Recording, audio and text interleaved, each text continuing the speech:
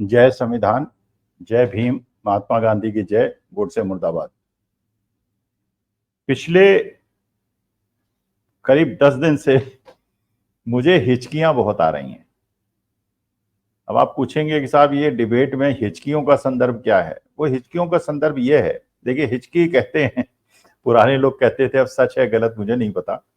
वो कहते थे हिचकी तब आती है जब आपको बहुत सारे लोग याद करते हैं।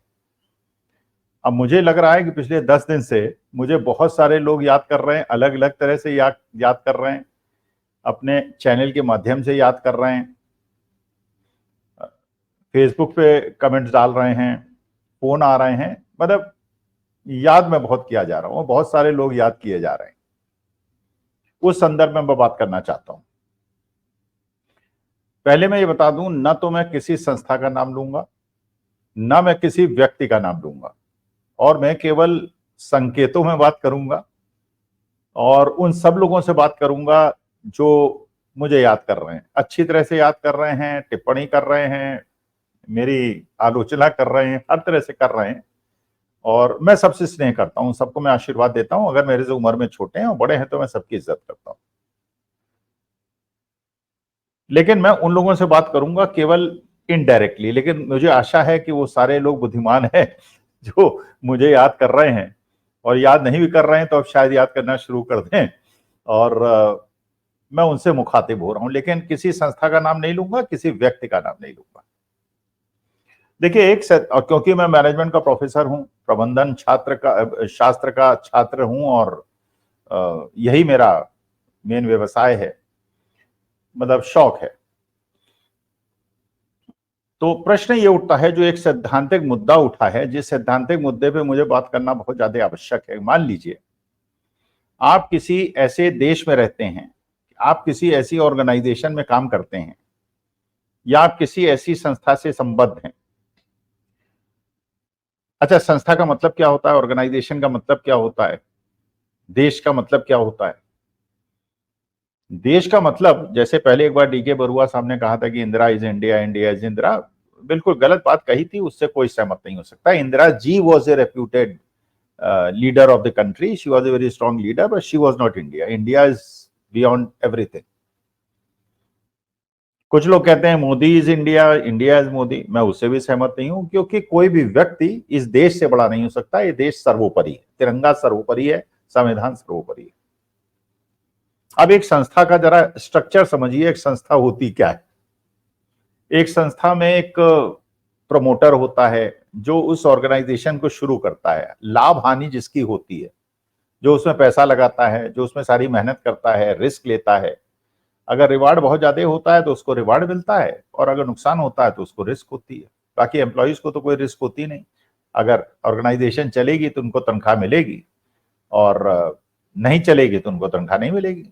तो उसमें बहुत सारे स्टेक होल्डर्स होते हैं। जैसे एक मैन्युफैक्चरिंग ऑर्गेनाइजेशन में स्टेक होल्डर्स कौन है? एक प्रमोटर है जिसने ऑर्गेनाइजेशन को शुरू किया, उसके बाद उसके एम्प्लॉइज हैं, फिर उसके रॉ मटेरियल सप्लायर्स हैं, फिर उसके बायर्स हैं, और इस प्रकार से बहुत सारे स्टेक होल्डर्स होते हैं जो अलग अलग तरह से उस ऑर्गेनाइजेशन से मिले होते हैं। लेकिन जैसे इंदिरा इज इंडिया सफल नहीं है, उचित नहीं है, उसी प्रकार से कोई organisation is not the promoter and promoter is not the organisation. जैसे एक बार मुकेश अंबानी साहब ने गलती से कह दिया था कि Reliance industry is a Gujju company, is a Gujarati company, which was wrong, it was wrong.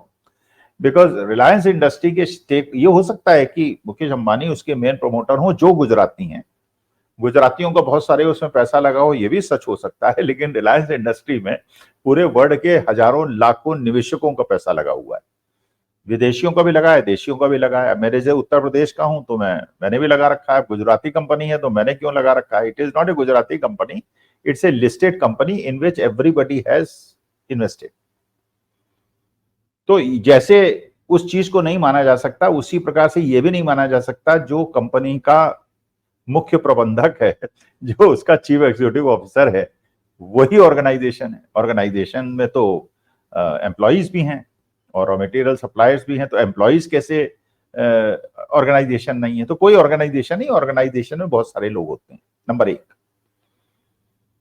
Number 2, organisation के अंदर सबके विचार अलग अलग हो सकते हैं, यहां तक मैं सहमत हूं, सबके विचार अलग अलग हो सकते हैं और ये होने भी चाहिए। डेमोक्रेसी में विचार अलग होना कोई परेशानी की बात नहीं है, क्योंकि आप जानते ही अगर आपने सरकारी नौकरी की हो या प्राइवेट नौकरी की हो तो आप अपनी बात को फाइल पे कह सकते हैं। अगर सरकारी नौकरी की है, आपने एक फाइल पुटअप की, अपने विचार प्रकट किए, सारे अफसरों ने अपनी अपनी बात कही और अंत में जो निर्णय हुआ, हो सकता है कि जो आपका सबसे बड़ा अधिकारी हो उसको पलट दे या उसको एग्री कर ले, वो उसकी इच्छा है और वो सबको मानना पड़ेगा, लेकिन फाइल पे सबने अपनी नोटिंग कर दी।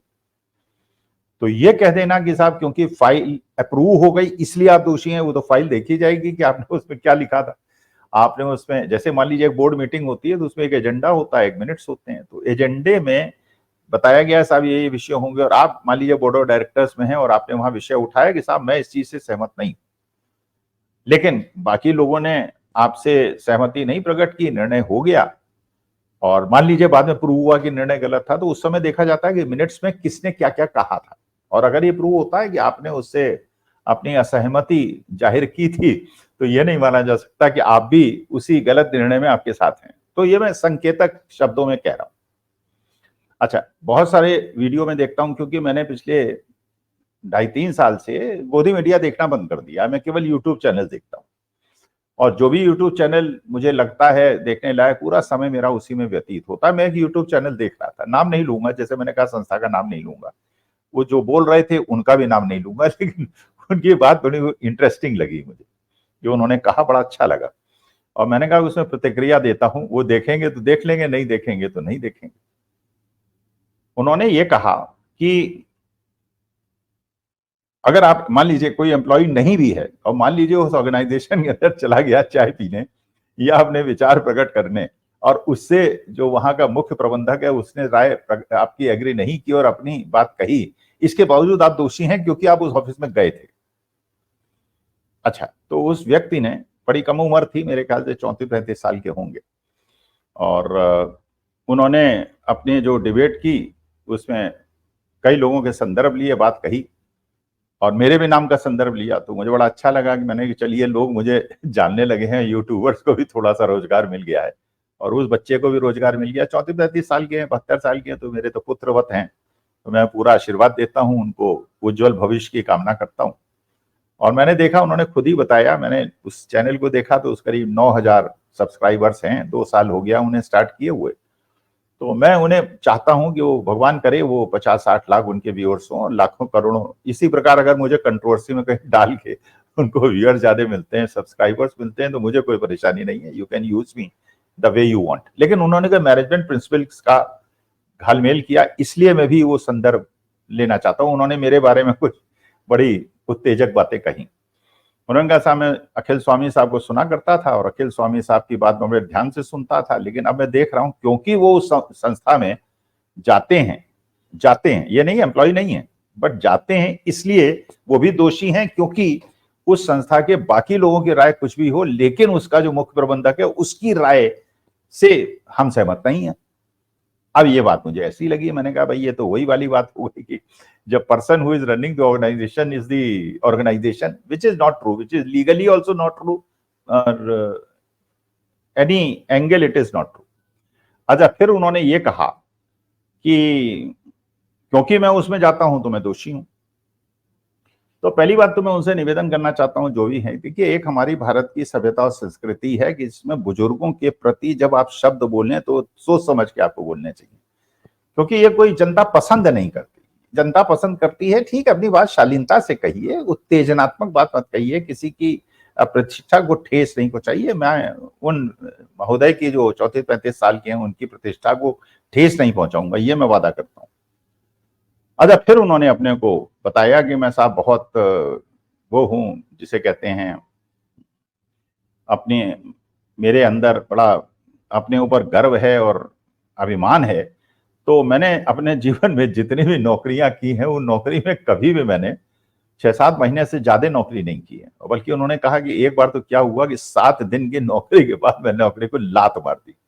अब मैं क्योंकि मैनेजमेंट का प्रोफेसर हूं तो ये बात मुझे खड़की, मैंने कहा यार ये इसका जरा विश्लेषण करो। एचआर भी मैंने देखा है, बहुत सारे इंटरव्यू बोर्ड्स में मैं गया हूं, मैंने स्टाफ सिलेक्शन भी देखे हैं, मैंने टीचर सिलेक्शन भी किए हैं, बोर्ड में बैठ के मैंने लोगों, और हम लोग जब बोर्ड में बैठते थे तो ये देखते थे अगर किसी के CV में, बायोडेटा में ये है कि वो हर 3 महीने में नौकरी चेंज करता है या 10 दिन में नौकरी चेंज करता है, इसका माने, और वो कहे कि मैंने लात मार दी, इसका माने आपने ऑर्गेनाइजेशन को लात नहीं मारी बल्कि ऑर्गेनाइजेशन ने आपको लात मार दी। क्योंकि 7 दिन 8 दिन ये तो इतना टाइम होता है जिसमें आप, अच्छा हर जगह अगर आपके मतभेद हैं, अगर आप हर जगह ऑर्गेनाइजेशन से मेल नहीं खाते हैं तो उस ऑर्गेनाइजेशन को ज्वाइन कीजिए जहां आपको मेल आपका खाता है, विचार, आपके सिद्धांत।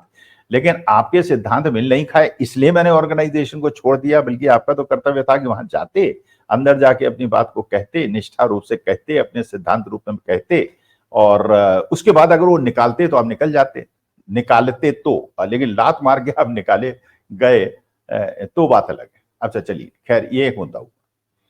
अब इसके बाद ये प्रश्न उठता है कि किसी भी संस्था के अंदर अगर आपके विचार, जैसे मैं अपने बारे में बताऊं, मैं रिपब्लिक टीवी में भी जाता हूं, मैं बहुत सारे यूट्यूब चैनल्स में भी जाता हूं, बहुत सारे टीवी चैनल्स में भी जाता हूं। अब कोई मुझसे कहे साहब आप रिपब्लिक टीवी में जाते हैं, इसका माने रिपब्लिक टीवी के अर्नब गोस्वामी तो बिल्कुल मोदी भक्त हैं, वो तो गोदी मीडिया है, आप क्यों जाते हैं? तो मैं बार बार, मैंने पहले भी अपनी डिबेट्स में और अपने निवेदन में आपसे कहा है कि मेरे जितने भी आज तक के चैनल मैंने बोला, आज तक जितने में बोला है, अगर उसमें कहीं आपको परिवर्तन दिखाई पड़े तो मुझे कोसिए, फिर मुझे याद कीजिए, फिर आप मुझे ट्रोल कीजिए, जो गाली देनी दीजिए। हाँ, ये मैं आपसे वादा करता हूं कि मैं रिपब्लिक टीवी में जाऊं, या मैं जी न्यूज में जाऊं, या मैं NDTV में जाऊं, या मैं शुद्धतम प्लेटफॉर्म पे जाऊं, वही बात कहूंगा जो मेरे सिद्धांत। अच्छा, अगर उसका दूसरे पैनलिस्ट का विचार मुझसे बिल्कुल अगेंस्ट है और मैं उसे लड़ने वहां बैठ जाऊं, कुश्ती करने लगूं, मुक्केबाजी करने लगूं, तो मेरे ख्याल से उचित नहीं है। भाई मेरे विचार मेरे हैं, उसके विचार उनके हैं, मैं क्यों उनसे लड़ने लगूं? हाँ, इतनी बात जरूर है, ये एक प्रश्न उठता है कि अगर मान लीजिए मैं अपने एक लगातार चलते हुए सिद्धांतों को अचानक बदल दूं, अब मैं गोडसे मुर्दाबाद के बाद किसी दिन मान लीजिए कहने लगूं गोडसे जिंदाबाद, तो ये आपको जानने का अधिकार है कि स्वामी साहब आप अलग अलग प्लेटफॉर्म पे जाते थे, गोडसे मुर्दाबाद कहते थे, अब ये गोडसे जिंदाबाद आपने क्यों कहा? Then it is my duty to explain to you कि मैंने ये अपने मत में परिवर्तन क्यों किया, इसके पीछे कोई राज है क्या? और अगर राज है तो it is my duty to explain to you as to why I have change my stand. लेकिन अगर मैं कंसिस्टेंट हूं, जैसे मान लीजिए उदाहरण देता हूं, मुझे RSS मुख्यालय से मान लीजिए निमंत्रण आएगा, नहीं मैं जानता हूं नहीं आएगा, आप भी जानते हैं नहीं आएगा, लेकिन मान लीजिए आ जाए, या अडानी जी की या अंबानी जी की यूनिवर्सिटी से मुझे निमंत्रण आ जाए, या मान लीजिए लीबिया में, जॉर्डन में, अफगानिस्तान में, अमेरिका में, किसी भी देश से यूनिवर्सिटी में बुलाया जाए मुझे, तो मैं ये बिल्कुल स्पष्ट बता रहा हूं, मैं जाऊंगा।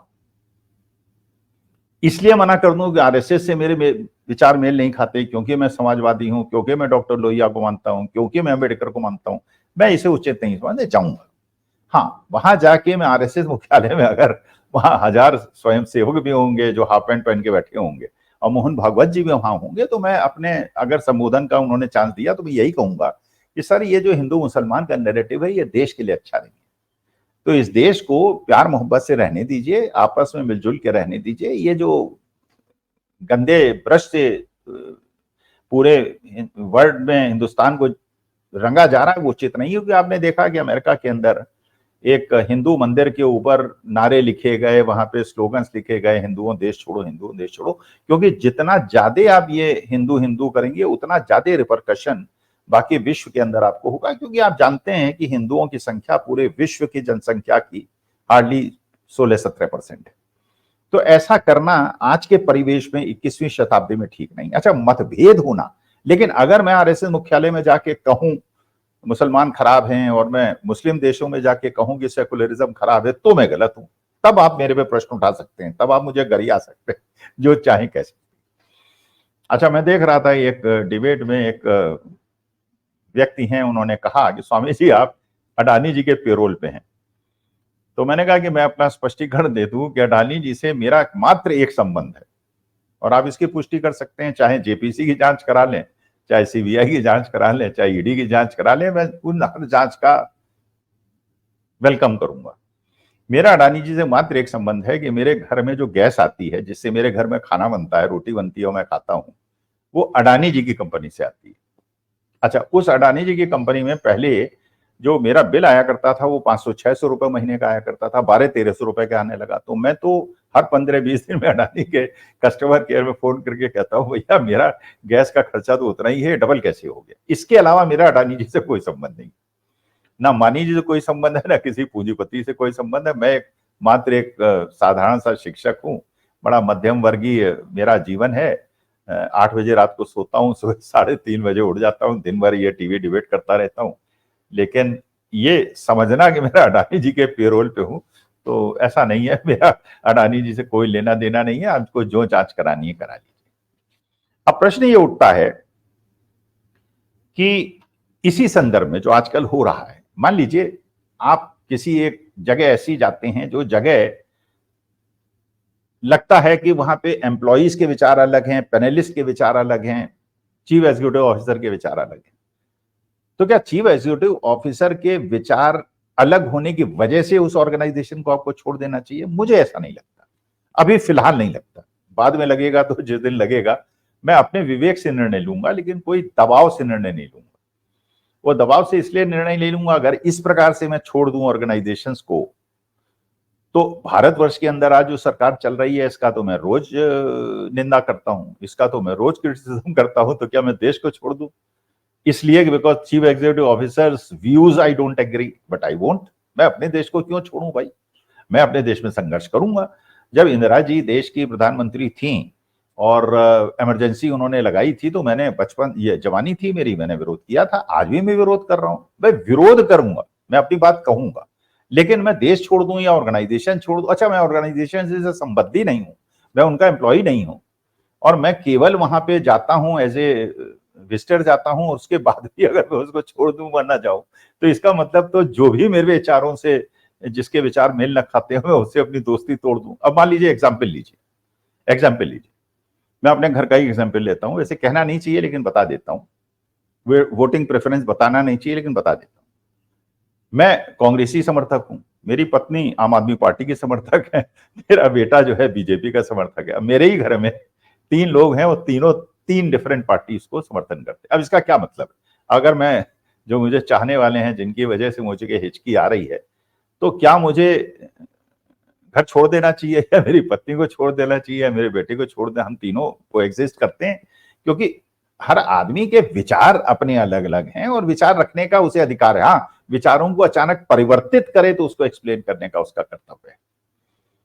अच्छा, ये इसका मतलब यह है कि कोएग्जिस्टेंस। अच्छा, एक और चीज पे चलिए, आप मान लीजिए, क्या ये प्रूव हो गया कि वो व्यक्ति जिसके विचार बदले हैं या विचार हैं आज की तारीख में, वो भ्रष्ट है या बेईमान है या बिक गया है? क्या प्रूव हो गया है? Is it proved? नो। हम लोग भी जब अडानी जी के खिलाफ बोलते हैं या सेबी चेयरपर्सन के खिलाफ बोलते हैं, हम ये नहीं बोलते हैं कि दे आर कल्प्रिट्स, वो दोषी हैं। हम ये कहते हैं कि उस पर एक जेपीसी की जांच कराई जाए, और जेपीसी की जांच निष्पक्ष हो, खड़गे साहब हो उसमें, राहुल गांधी हो उसमें, मोदी जी हो, जो भी हो, एक निष्पक्ष जांच हो जाए। मान लीजिए मैंने जैसे ही खुद ही ऑफर किया गया अडानी जी से, मेरे संबंध मात्र इतने हैं कि मैं उनकी गैस यूज करता हूं, इसके अलावा मेरा कोई संबंध नहीं। चाहे तो जेपीसी जांच करानी हो तो करा लीजिए। तो जांच कराने की हम बात करते हैं। अच्छा, अगर जांच कराने की बात नहीं करते हो किसी भी व्यक्ति को, just because of his thought process, जो उसने बोला उसकी वजह से उसको हम दोषी मान लें, और यही मीडिया ट्रायल कर लें और मीडिया ट्रायल में उसको दोषी लगा दें और उसको फांसी पे चढ़ा दें, मैं इस बात से भी सहमत नहीं। ये तो उसी प्रकार की बात हो गई जैसे आजकल हो रहा है, यूपी के अंदर हो रहा है, योगी जी महाराज कर रहे हैं। जिसका हुआ घर में बुलडोजर चला दिया, तोड़ दिया, बैक डेट में नोटिस दे दिया, फिर तोड़ दिया। जिसका नहीं तोड़ा तो नहीं तोड़ा। ITBHU में रेप हुआ, उनके घर नहीं तोड़े गए, और जिसका मनाया तोड़ा। तो ये एक प्रकार से मीडिया ट्रायल करके, और वहीं पे बिना कोर्ट की परमिशन के और बिना उसकी जांच हुए और बिना किसी प्रकार का कुछ हुए आपने उसको दंड दे दिया। तो ये तो लिंचिंग हो गई, ये तो मीडिया लिंचिंग हो गई। मीडिया लिंचिंग में आपने क्या किया, एक व्यक्ति को बुलाया और कहा तुम दोषी हो। उसने कहा साहब मुझे let me explain and take me to court, court में ले जाइए, प्रूव कर दीजिए। हूं तो फांसी भी चढ़ा दे, लेकिन बिना ट्रायल किए हुए, बिना जांच हुए, अब आप उस आदमी को बिना सुने हुए आप उसको फांसी भी चढ़ा दे, मैं इससे भी सहमत नहीं। ये तो लिंचिंग हो गई। जिस लिंचिंग का हम विरोध करते हैं कि आपने किसी को पकड़ा और उसको तुरंत फेक एनकाउंटर मार दिया, जैसे विकास दुबे को मारा था। भाई विकास दुबे ने गुंडाई की थी, पुलिस वालों को मारा था, सब कुछ ठीक है, लेकिन इसके बावजूद जिस आदमी के पैर पे लोहे की रॉड्स पड़ी हुई थी और जिसके हाथ पे हथकड़ी थी, वो बंदूक छीन के भाग रहा है, इसलिए उसका एनकाउंटर कर दिया गया। रोज आप देखते हैं फेक एनकाउंटर्स होते हैं, वो अनुचित है, वो लॉफुल नहीं है। अगर ये सब करना है पुलिस को, तो पुलिस जिसको मनाएगी पकड़ेगी और जिसको मनाएगा मार देगी। तो इसका माने तो किसी दिन हमारा भी नंबर आ जाएगा, कह देंगे कि साहब ये तो फिलाना नारा लगा रहा था, इसको मार दिया। भाई नारा लगा रहा था नहीं लगा रहा था, let it be proved in the court of law. अब कन्हैया को बताया कि साहब नारे लग रहे थे, वो खड़े हुए थे, बाद में उसका कोई एविडेंस ही नहीं मिला। पता चला वो कश्मीर के कोई बच्चे आए थे जो किसी पार्टी के समर्थक थे, उन्होंने नारे लगाए थे, लेकिन नाप दिया आपने कन्हैया को, उसकी कोर्ट के अंदर पिटाई कर दी। तो ये तो एक प्रकार की बनाना रिपब्लिक वाली बात हो गई। लेकिन हाँ, ये बात जरूर है कि जांच होनी चाहिए, पता चलाया जाना चाहिए। जो भी आदमी जिस पे आरोप लग रहा है, जिससे मुझ पे आरोप लगा, मान लीजिए किसी ने कहा कि साहब आप अडानी जी से आप पेरोल पे हैं, तो मैंने कहा अडानी जी से गैस लेता हूं, पैसे देता हूं, वो बिल बढ़ा के भेजते हैं, मैं उससे प्रोटेस्ट करता हूं, इसके अलावा आप जांच करा लीजिए, कोई संबंध नहीं। उसी प्रकार उनको भी कहना चाहिए कि जो भी हैं, मैं किसी का नाम नहीं ले रहा हूं, किसी संस्था का नाम नहीं ले रहा हूं, उन्हें कहना चाहिए कि भाई मैंने इसलिए ये अपने मत में परिवर्तन किया। ये कहना कि साहब ये लोकतंत्र है, जो मनाए, जो लोकतंत्र है, ये बिल्कुल सही बात है, लेकिन मैं अगर गोडसे से गांधी से गोडसे की तरफ जा रहा हूं या कांग्रेस से बीजेपी की तरफ जा रहा हूं, तो मुझे एक्सप्लेन करना पड़ेगा कि मैं ऐसा क्यों कर रहा हूं। जैसे सुनील जाखड़ साहब जो पहले कांग्रेस में अध्यक्ष थे, वो बीजेपी के अध्यक्ष बन गए थे, बीजेपी आज उन्होंने फिर छोड़ दी है, तो अब उन्हें एक्सप्लेन करना पड़ेगा ना कि why he left Congress and joined BJP and now why he is leaving BJP and coming to Congress. तो ये जो मेरी निंदा हो रही है, मेरे नाम पे वीडियोस बन रहे हैं, वो इसलिए भी बन रहे होंगे कि साहब उनके व्यूज बढ़ जाएं, उनके सब्सक्राइबर बढ़ जाएं, तो मैं उन्हें शुभकामना देता हूं, वो ऐसा। और लेकिन थोड़ी मेहनत और आपको करनी पड़ेगी, केवल मेरे नाम से या मेरी फोटो लगा देने से आपके वीडियोस नहीं बढ़ेंगे। उसके लिए असली मुद्दा ये है, जिसको मैं बहुत ज्यादा महत्वपूर्ण समझता हूं एक अध्यापक के रूप में। फिर ये देखिए, ये भी मैं कह रहा हूं कि देखिए ऐसा नहीं है मैंने जीवन में गलतियां नहीं की हैं, जीवन में मैंने गलतियां की हैं, सब करते हैं, हम कोई भगवान तो है नहीं, ईश्वर तो है नहीं। लेकिन क्योंकि मैं पुरानी पीढ़ी का हूं, क्योंकि मैं अध्यापक हूं, क्योंकि मैं वृद्ध हूं, क्योंकि मैं शिक्षक हूं, तो मैं चाहता हूं कि जो नेक्स्ट जनरेशन है उस तक वो बात पहुंचाई जाए, जो हमने गलतियां की वो ना करें और उनका जीवन उज्जवल हो। अब अगर मान लीजिए मुझसे कहीं गलती होती है, तो ऐसा तो है नहीं कि मेरे से गलती नहीं हो सकती, गलती हो सकती है, आप गलती बताइए। लेकिन ये मुझे मानसिक रूप से दबाव डाल के, अब मुझे नहीं बता रहा चला कौन ट्रोलर है, कौन समर्थक है, कनाडा से फोन आ रहे हैं, अमेरिका से फोन आ रहे हैं कि साहब आप बहुत सही कर रहे हैं, कुछ कह रहे हैं आप बहुत गलत कर रहे हैं, इधर से भी दबाव। अब कोई कहता है गोडसे मुर्दाबाद क्यों कहते हैं आप, नाथूराम गोडसे क्यों नहीं कहते, कोई कहते हैं महात्मा गांधी जिंदाबाद कहना चाहिए, गांधी जिंदाबाद क्यों नहीं कहते। तो उसी बारे में एक किस्सा भी मुझे याद आता है, आप लोगों ने भी सुना ही होगा कि एक आदमी अपने पुत्र के साथ गधे को लेके जा रहा था। अब दोनों पैदल चल रहे थे, गधा भी पैदल चल रहा था। तो लोगों ने कहा कि यार देखो कैसे हैं, गधा चला रहा है और दोनों पैदल चल रहे हैं, इनको दोनों को बैठ जाना चाहिए। तो दोनों बैठ गए। थोड़ी देर बाद गए तो अगले गांव में गए, उन्होंने कहा साहब ये देखो गधे की जान ले लेंगे, दोनों बैठ गए। एक उतर गया, बाप उतर गया, बेटा बैठा रहा। फिर देखो थोड़ी देर आगे बढ़े अगले गांव, उन्होंने कहा देखो बेटा बैठा हुआ है, शर्म नहीं आती, बुढ़ा बाप पैदल चल रहा है। फिर बाप बैठ गया तो उन्होंने कहा देखो बेटा छोटा है और ये बाप जो है गधे पे बैठ गया।